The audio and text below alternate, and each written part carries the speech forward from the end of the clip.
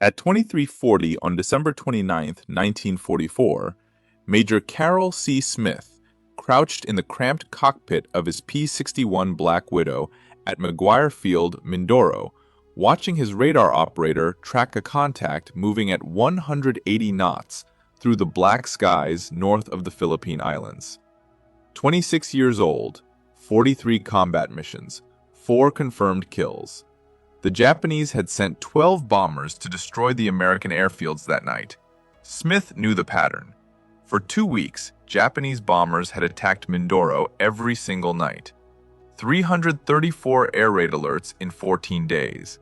American engineers were building 2 airfields to support the Lingayen Gulf invasion.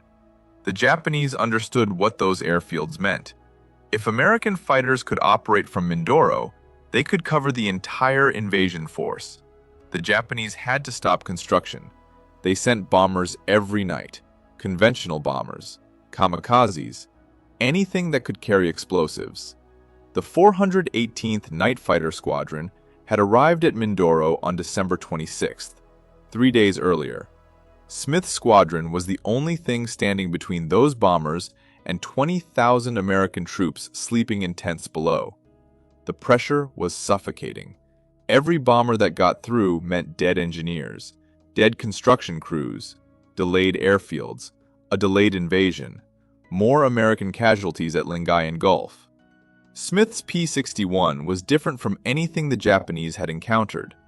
The Northrop Black Widow was the first American aircraft designed specifically for night combat. 66-foot wingspan, twin Pratt & Whitney R2800 engines, producing 2,000 horsepower each. Top speed, 366 miles per hour. But the real weapon wasn't the 4 20mm cannons mounted in the belly. It was the SCR-720 radar mounted in the nose. The radar could detect aircraft up to 5 miles away in complete darkness. The Japanese had no idea it existed. Their bombers flew at night because they believed darkness made them invisible. They were wrong. The radar operator sat behind Smith in a separate compartment, watching a glowing screen that showed every aircraft within range. Lieutenant Philip Porter was Smith's radar operator. He'd been tracking targets for 6 months. He knew how to read the scope, how to vector Smith toward contacts, how to separate friendly aircraft from enemy bombers. The problem was simple. 1 P-61, 12 Japanese bombers. If Smith engaged one target, 11 others would slip through to bomb the airfields. The mathematics were brutal. Even if Smith shot down 3 or 4 bombers, the rest would complete their mission. American casualties would mount. The airfields would be damaged. The invasion schedule would slip. Smith had trained for this moment for 18 months. Night fighter training at Orlando Army Airfield in Florida, radar intercept procedures, night navigation, gunnery practice in total darkness. The training was exhaustive because night fighting was the most dangerous form of aerial combat. No visual references, no horizon, just instruments and radar returns, and the hope that the target you were tracking wasn't friendly. The 418th had flown its first combat mission in November 1943.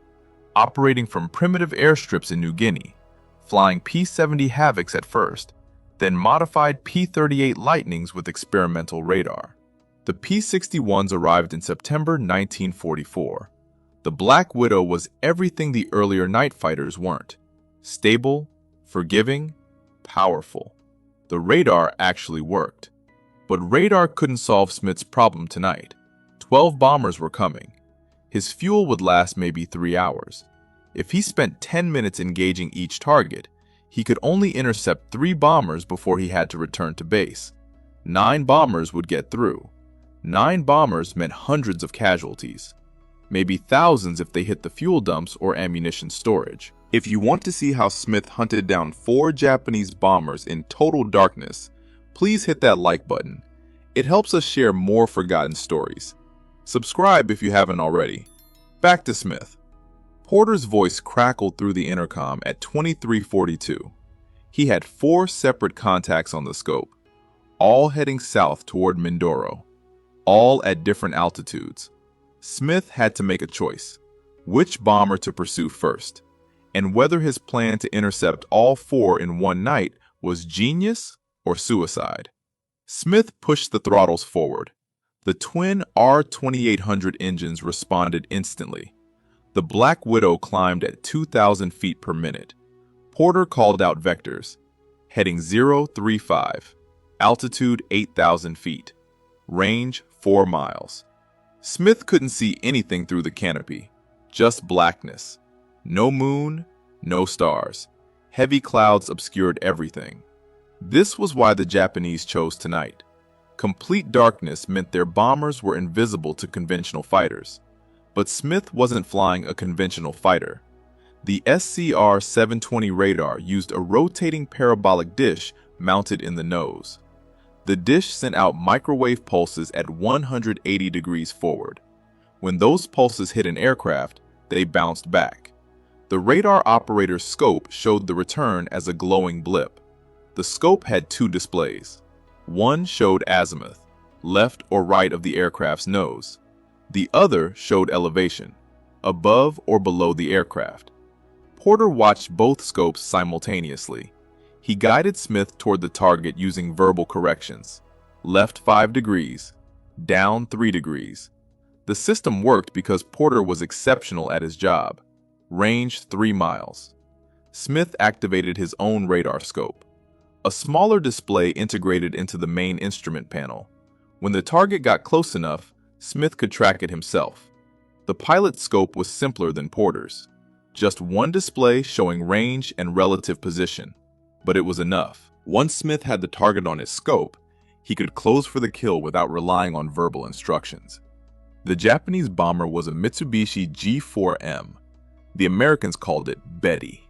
2,000 horsepower Mitsubishi Kase engines. Maximum speed 270 miles per hour. Crew of 7. Bomb load 1,760 pounds. The Betty had a critical weakness. No self-sealing fuel tanks. One burst from Smith's cannons would turn the bomber into a fireball. Range 2 miles. Smith could see the target on his scope now. The blip was steady. The bomber crew had no idea Smith was behind them. Japanese bombers had no tail warning radar. No way to detect a pursuing night fighter. They flew in darkness, believing they were safe. The P-61 made that assumption fatal. Smith closed to 1,000 yards. Still couldn't see the Betty visually. The darkness was absolute. He relied entirely on the radar scope. The blip grew larger as the range decreased. 800 yards. 700. 600. At 500 yards, Smith finally saw it. A dark shape against slightly less dark clouds. The bomber's exhaust flames were barely visible. Faint orange glows from the engine nacelles. Smith moved the P-61 into position. Slightly below the bomber, slightly behind. The four 20mm Hispano M2 cannons were mounted in the lower fuselage. Fixed forward. Smith had to aim the entire aircraft. He used the N6 gun sight integrated into his instrument panel. The gun sight projected an illuminated reticle onto a combining glass. Smith adjusted his position until the bomber sat centered in the reticle. Range 400 yards. Smith armed the cannons. Each cannon carried 200 rounds. 800 rounds total. Enough for approximately 40 seconds of sustained fire. But Smith wouldn't need 40 seconds.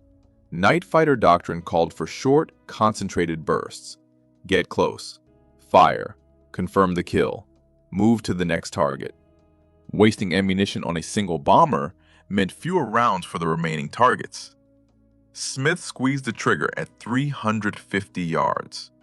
The four cannons fired in unison. The sound was deafening even through the engine noise. 20mm high explosive shells streamed toward the Betty at 2,800 feet per second. The tracers looked like red lines drawn across the darkness. Smith fired for 2 seconds. 12 rounds per cannon, 48 shells total. The Betty's right wing exploded. Fuel ignited instantly. The bomber rolled right and entered a steep dive. Smith watched it fall. The burning aircraft illuminated the clouds below. It hit the water 8 miles north of Mindoro at 23:57. One bomber down, 11 remaining.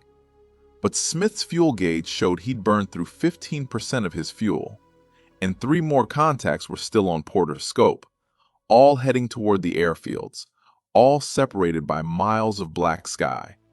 And Smith had exactly 112 minutes of fuel remaining. Porter identified the second target at 0014 on December 30th. Heading 180. Altitude 6,000 feet. Range 6 miles. Smith turned the P-61 south and descended. The problem was geometry. The second bomber was 23 miles from the first kill. Smith's P-61 cruised at 280 miles per hour. That meant roughly 5 minutes to intercept. 5 minutes the bomber spent flying closer to Mindoro, closer to the airfields, closer to completing its mission. Smith pushed the Black Widow faster, 320 miles per hour. The R-2800 engines consumed fuel at an alarming rate at high power settings. Every minute at maximum speed cost him 3 minutes of patrol time. But if he didn't intercept the bomber quickly, it would reach the target zone. American anti-aircraft gunners would open fire. The bomber might get shot down. Or it might release its bombs. Either way, Smith would have failed. The mathematics of night interception were brutal. Most night fighter missions ended without contact. The sky was enormous. Even with radar, finding a single bomber required perfect coordination between pilot and radar operator. Finding 4 bombers in one night was nearly impossible. The 418th Night Fighter Squadron had scored 18 kills total since arriving in the Pacific Theater. 18 kills in 14 months. Smith already had 4 kills to his name. Adding 4 more in one night would make him the top American night fighter ace of the war. But records didn't matter. What mattered was stopping those bombers. Porter called out corrections. Smith adjusted heading. The second contact grew stronger on the radar scope. Range, 4 miles. 3 miles. 2 miles. Smith spotted the bomber at 1 mile. Another Betty. Same profile. Same vulnerable fuel tanks. The bomber was lower than the first one. 6,000 feet instead of 8,000. Closer to the cloud layer. That gave Smith less room to maneuver. Smith positioned the P-61 below and behind the target. The approach had to be perfect. Too fast and he'd overshoot. Too slow and the bomber might spot him. Night fighters relied on surprise. Once the enemy knew you were there, everything changed. Bomber crews would take evasive action. Gunners would open fire. The clean intercept would turn into a dogfight. At 500 yards, Smith saw the Betty clearly. Dark shape against dark sky. The bomber crew was flying straight and level. No evasive maneuvers. No indication they knew Smith was there. The P-61's black paint made it nearly invisible at night. The engines were quiet compared to most fighters. The Japanese called the P-61 the Black Widow. They feared it. But fear only worked if they knew it was coming. Smith centered the target in his gun sight. Range 350 yards. He fired. 2-second burst. 48 rounds. The shells tore through the Betty's fuselage. The right engine caught fire immediately, then the left. Both wings were burning within seconds. The bomber nosed over and dove toward the ocean. Smith watched it fall. It hit the water at 0019. 17 minutes after midnight. 2 bombers down, 10 remaining. But Smith's fuel gauge showed 42% remaining. Porter had 2 more contacts on his scope. Both were closer to Mindoro than the previous targets.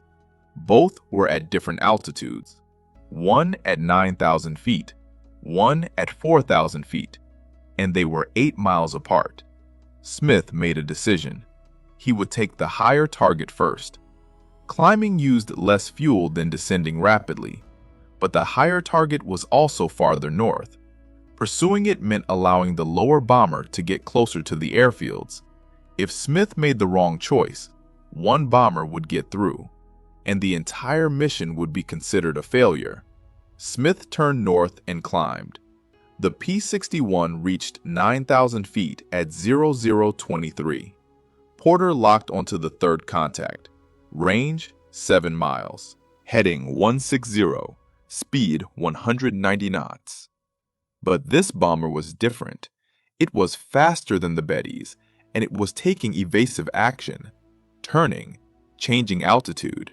Someone aboard that aircraft knew the Americans had night fighters in the area. The third bomber was a Nakajima Ki-49 Donryu. The Americans called it Helen.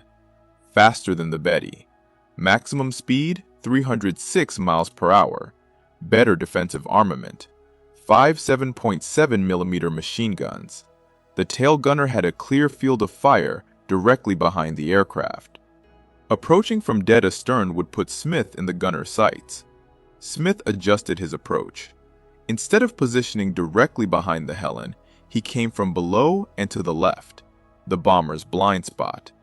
Most Japanese bombers had poor ventral coverage. The belly was vulnerable. Smith exploited that weakness. Range decreased to 1 mile. The Helen continued its evasive maneuvers, turning left, then right, climbing 200 feet, descending 300. The pilot was experienced.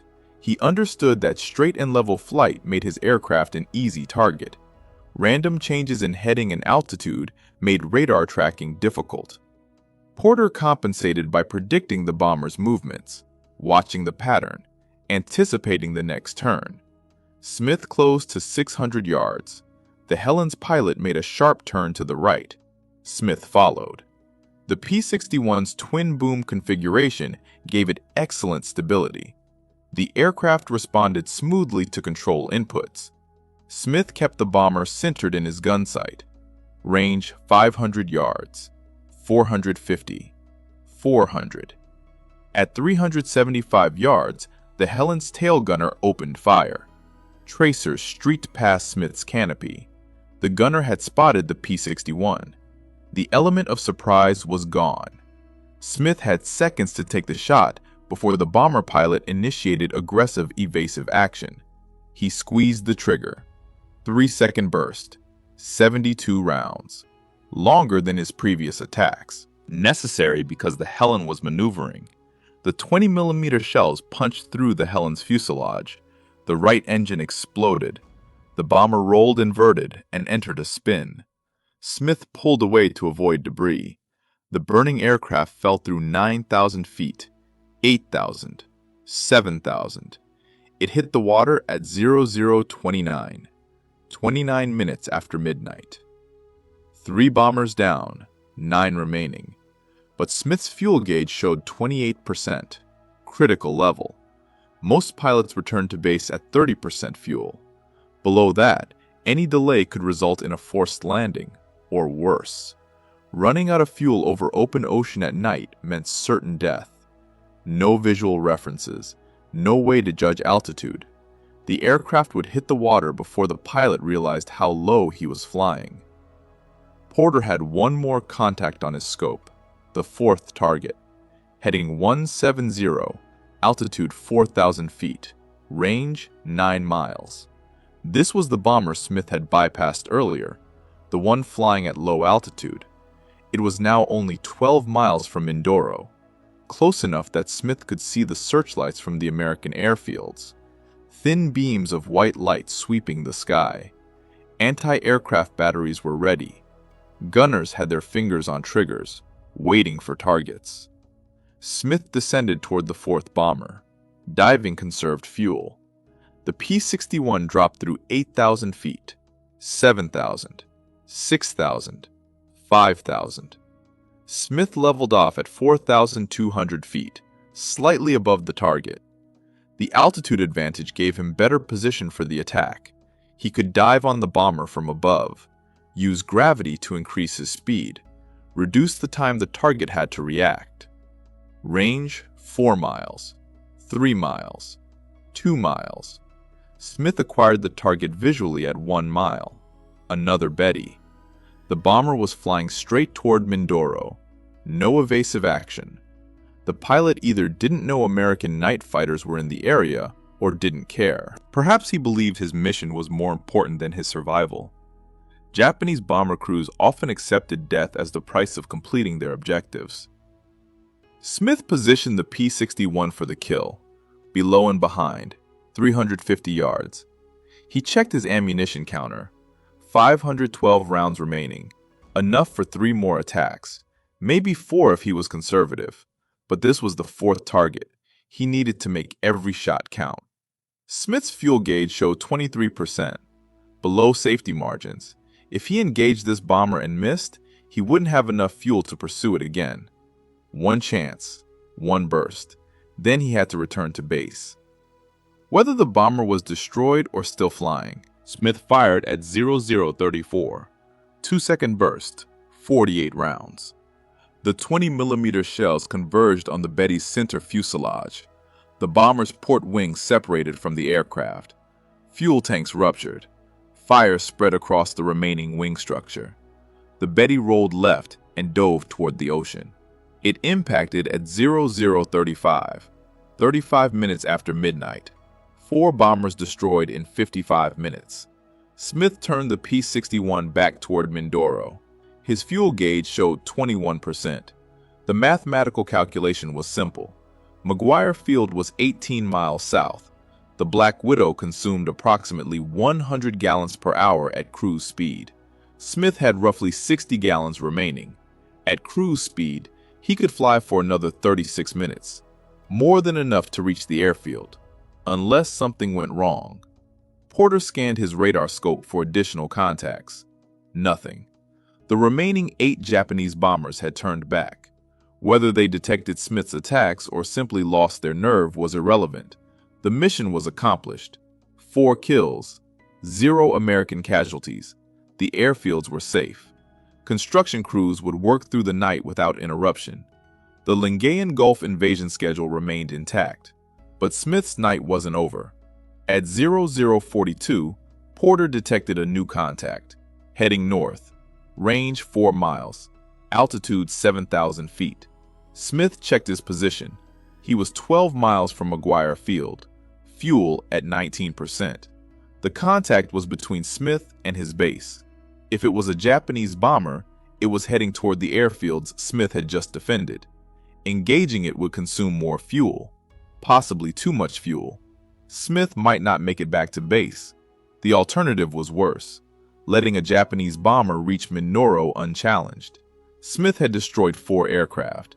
If a 5th bomber got through and killed American personnel, the entire night's work would be tainted. Numbers didn't matter if someone died, because Smith prioritized his own survival over mission completion. Smith turned toward the contact. Porter called vectors. The range closed rapidly. 3 miles, 2 miles, 1 mile. Smith acquired the target visually at 800 yards. It wasn't a bomber. It was a Nakajima Ki-84 Hayate. The Americans called it Frank. A single-engine fighter, maximum speed 392 miles per hour, 4 12.7mm machine guns, 2 20mm cannons, one of the best Japanese fighters in service.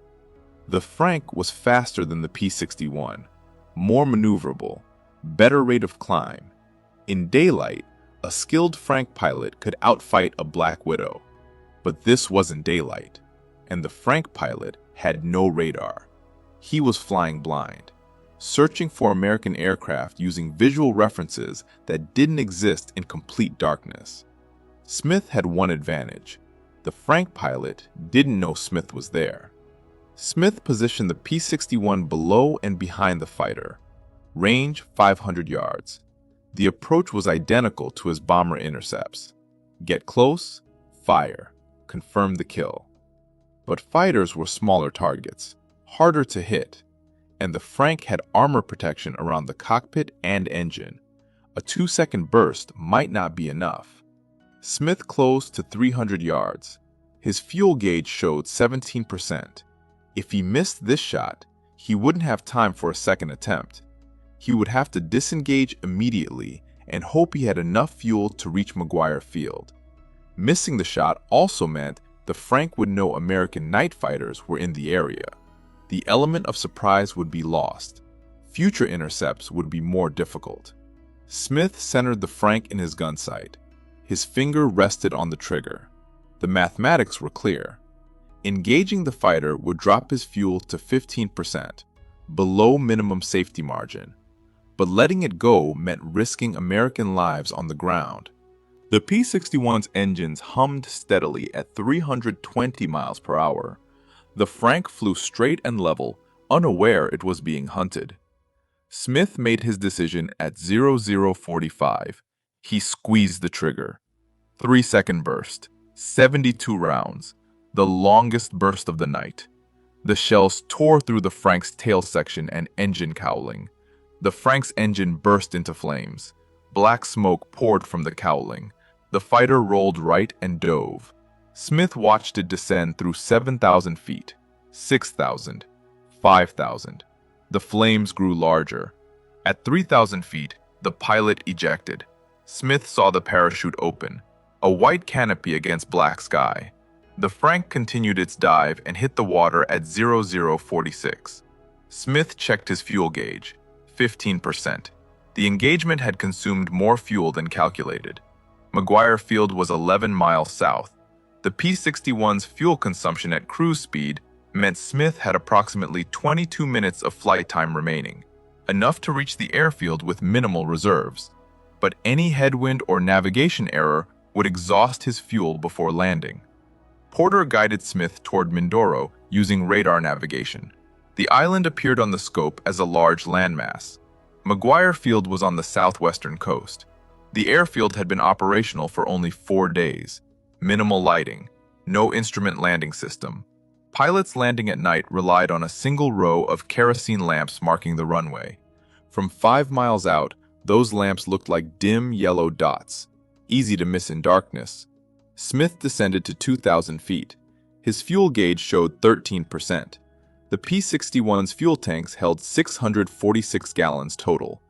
13% meant 84 gallons remaining. At cruise power settings, that provided 18 minutes of flight time. Smith was 8 miles from the airfield. At 280 miles per hour, that meant approximately 1.7 minutes to reach the landing pattern. Enough fuel. Barely. At 0052, Smith spotted the runway lights. 12 dim lamps arranged in a line. The runway was 5,000 feet long. Crushed coral surface. Engineers had completed construction on December 26th, the same day the 418th Night Fighter Squadron arrived. The runway was adequate for P-61 operations, but lacked the safety features of established airfields.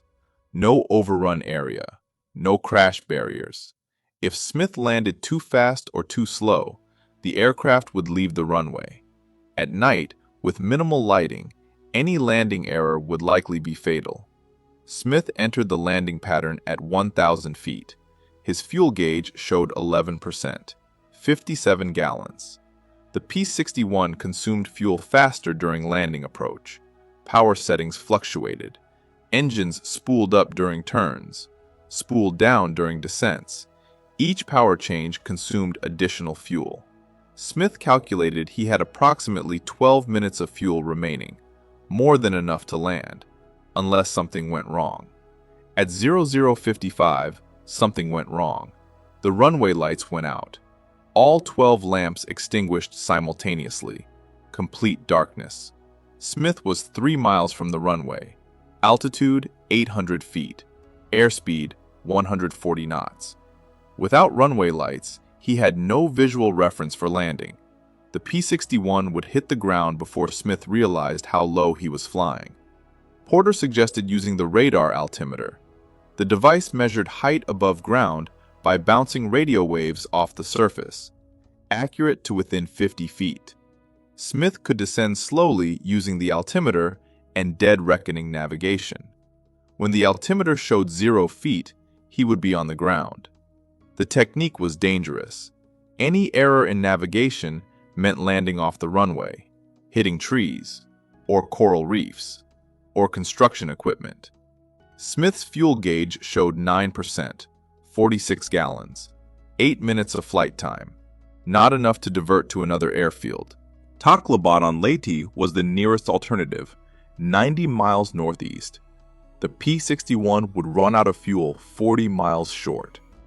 Smith had one option: land at McGuire Field without runway lights, or crash into the ocean and hope someone rescued him before he drowned. The decision was simple.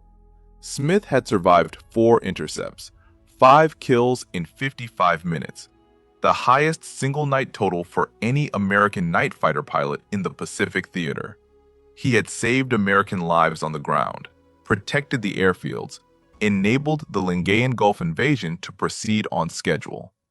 Dying now because of extinguished runway lights would make the entire mission meaningless. Smith turned the P-61 toward where he believed the runway was located.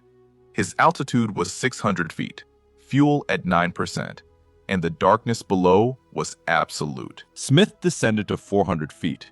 The radar altimeter showed 380 feet above ground level. He reduced airspeed to 120 knots. The P-61's stall speed was 95 knots with flaps fully extended. Flying at 120 knots gave Smith a 25-knot safety margin, not much. But descending slower would consume more fuel. The mathematics were unforgiving. Porter monitored the radar scope. The coastline of Mindoro showed clearly. McGuire Field was inland, approximately 1 mile from the beach. Smith used compass heading to navigate. The runway ran north-south. Smith approached from the north. His heading was 180 degrees. If his navigation was accurate, the runway would be directly ahead. If not, he would land in jungle, or construction areas, or coral reefs. At 0058, Smith extended the landing gear. 3 green indicator lights confirmed all 3 wheels were down and locked. Main gear under each engine nacelle. Nose gear under the forward fuselage. The P-61's landing gear was robust, designed to handle rough airfields. But landing without visual references meant Smith couldn't judge his touchdown point. He might hit too hard. Collapse the gear. The aircraft would cartwheel. At 120 knots, the crew would not survive. Smith's fuel gauge showed 7%, 36 gallons, 5 minutes remaining. He extended flaps to full. The P-61's airspeed decreased to 110 knots. The aircraft descended at 300 feet per minute. The radar altimeter showed 250 feet, 200, 150. Smith couldn't see the ground. No lights, no visual references, just instruments and the hope that his navigation was correct. At 100 feet altitude, Smith reduced power. The descent rate increased to 400 feet per minute, faster than normal, but necessary to reach the ground before his fuel ran out. 75 feet, 50 feet, 25 feet. Smith prepared for touchdown. His hands gripped the control column. His feet rested on the rudder pedals, ready to correct for any deviation. The P-61's main wheels hit crushed coral at 0059. The impact was harder than normal. Smith felt the jolt through the airframe, but the landing gear held. The nose wheel touched down 3 seconds later. Smith applied brakes. The P-61 decelerated rapidly. 100 knots, 80, 60, 40. The aircraft slowed to taxi speed at 20 knots. Smith couldn't see where he was on the runway.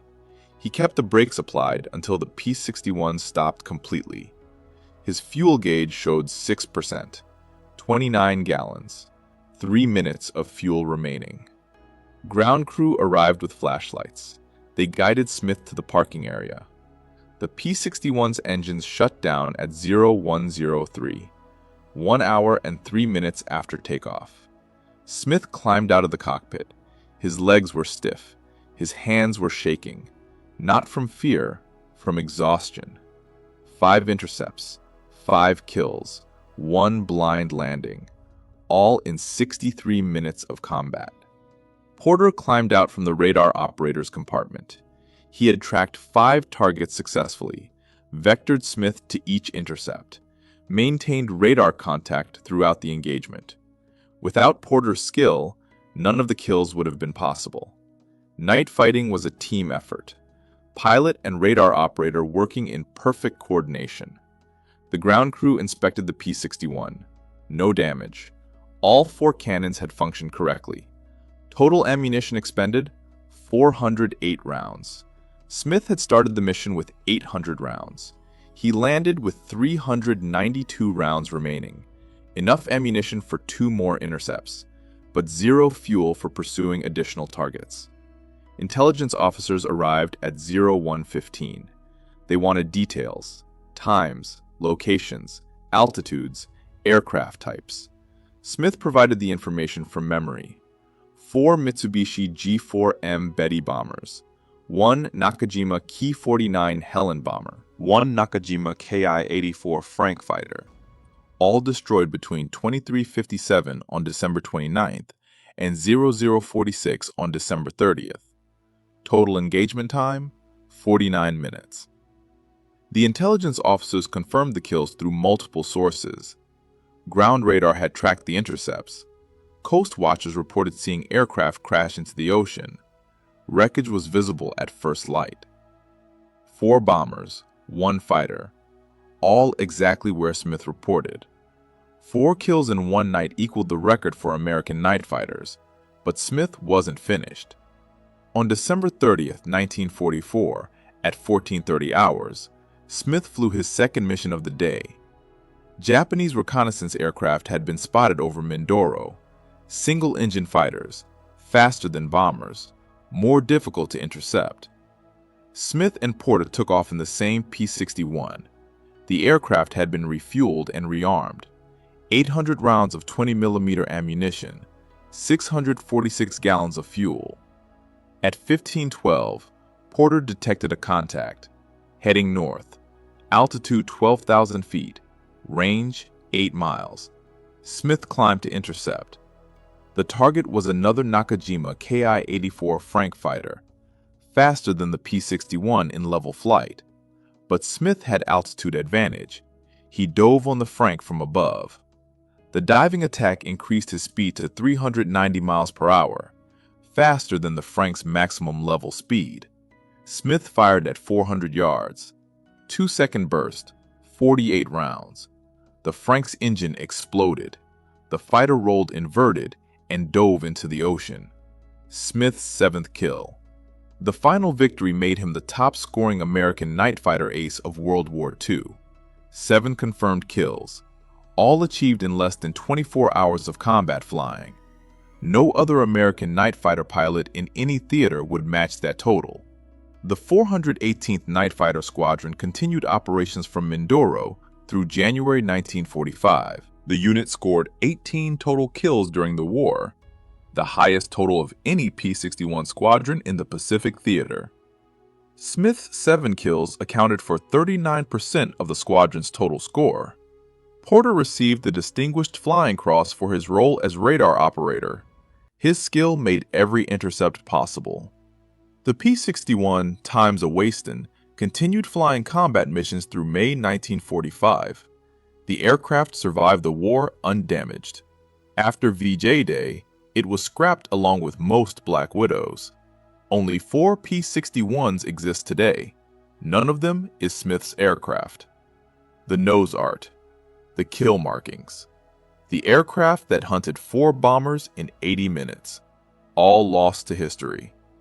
McGuire Field supported the Lingayen Gulf invasion as planned. American forces landed on January 9, 1945. P-51 Mustangs and P-47 Thunderbolts operating from Mindoro provided air cover. The airfield Smith defended on December 29th enabled that air cover. Engineers estimated that Japanese bombs hitting the construction areas would have delayed airfield completion by 2 weeks. 2 weeks meant the invasion would have been delayed. Casualties would have mounted. The war would have lasted longer. Smith survived the war. He returned to the United States in February 1946, left the military, became a civilian, never sought publicity, never wrote memoirs. The only records of his achievement exist in military archives, unit histories, intelligence reports, the dry documentation of kills confirmed and missions accomplished. The P-61 Black Widow proved what night fighters could achieve. 700 aircraft built, used in every theater: European, Pacific, China, Burma, India, Mediterranean. The aircraft dominated night combat from 1944 through 1945.